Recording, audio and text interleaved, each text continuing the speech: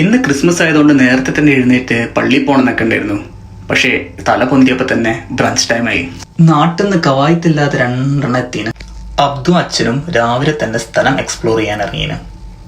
ഞാൻ ചെന്ന് നോക്കുമ്പം വലിയങ്ങാടിയിൽ ആട് കുടുങ്ങിയ പോലെ എന്ത് ചെയ്യണമെന്നറിയാണ്ട് കോഴിഫാമിൻ്റെ അടുത്ത് എത്തിയിട്ട് ഇന്നെ കളിക്കുക. ഇതാണ് ഇവിടുത്തെ farm house, the main income source. 3000 കോഴീനെ ഇടാൻ പറ്റുമെന്നൊക്കെയാണ് അതിൻ്റെ പണിക്കാർ പറഞ്ഞത്. പക്ഷെ ഇതിനെപ്പറ്റി വലിയ ഐഡിയ ഒന്നും ഇല്ലാത്തതിനെ കൊണ്ട് തള്ളിയതാണോ സത്യമാണോ എന്നൊന്നും എനിക്ക് മനസ്സിലായിട്ടില്ല.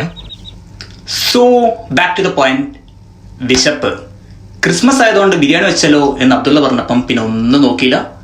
നേരെ വണ്ടി എടുത്ത് വിട്ട് ദാസനക്കര പോയി കോഴി വാങ്ങി വന്ന്. ഞങ്ങൾ എത്തുമ്പോഴേക്കും ഉത്സാഹ കമ്മിറ്റി പണി തുടങ്ങിയത്. 2K കിഡ് ആണോ കോസ്റ്റ്യൂം വിട്ടൊരു കളിയില്ല. റെക്കോർഡിംഗ് അമർത്താതെ ബിരിയാണി വെക്കുന്നത് ഷൂട്ട് ചെയ്ത് ഇലിബ്യനായി വിഷമ്യനായി നിൽക്കുന്ന എന്നോട് പറയാ പോയി മുളക് പറിച്ചു വരാൻ. ഉടനെ അടുത്ത പണിയും കിട്ടി. ചമ്മന്തി വെക്കാൻ തേങ്ങ വേണം പോലും. പിന്നെ ഒന്നും നോക്കിയില്ല, അവിടെയുള്ള ഒരു ഏട്ടനെ ടോപ്പാക്കി കാര്യം സാധിച്ചു. ഇനിയും അടുക്കളയിൽ നിന്നാ പണിയെടുത്ത് തിന്നേണ്ടി വരും എന്ന് മനസ്സിലായതുകൊണ്ട് നൈസിൽ പുറത്തേക്ക് വന്നപ്പോഴതാ അവിടെ ഒട്ടുക്കത്തെ വെട്ടിവെപ്പ്. കിളി പോയി നിൽക്കുന്ന കിളിയിനോടാണ് ബെറ്റ്. മത്സരിച്ചാലല്ലേ തോക്കൂ എന്ന് കിളി. എല്ലാവരും വെടിവെച്ച് കളിച്ചപ്പോഴേക്കും ടൈമായി. ബിരിയാണി റെഡി. കൂട്ടിന് പന്നി വരട്ടിയതും. അടുത്ത ലക്ഷ്യം വാഴത്തോട്ടത്തിന്റെ ഇടയിലെ ഏറുമാടം.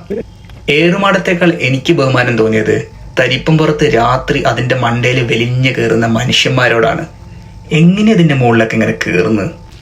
കൃഷി നശിപ്പിക്കാൻ വരുന്ന കാട്ടുമൃഗങ്ങളെ കാണാനും പടക്കാറിന് പേടിപ്പിക്കാനും വേണ്ടിയാണ് അവിടെ ഇങ്ങനെയൊരു നിർമ്മിതി. അവിടുന്ന് നേരെ കബനിപ്പുഴയിൽ പോയി സ്റ്റോറിക്കുള്ളൊരു വകുപ്പും ഉണ്ടാക്കി നേരെ തിരിച്ചു വന്ന് അച്ഛനെയും കൂട്ടി എല്ലാവരോടും യാത്ര പറഞ്ഞ് വണ്ടിയെടുത്ത്.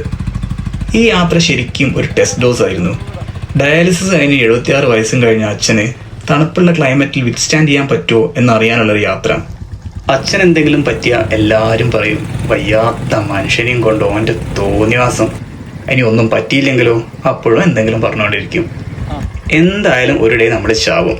എല്ലാവരും പറയുന്നതിന് ചെവി കൊടുക്കാതെ മാക്സിമം ഹാപ്പിയായി നടക്കുക, വേണ്ടപ്പെട്ടവരെ ഹാപ്പി ആക്കുക.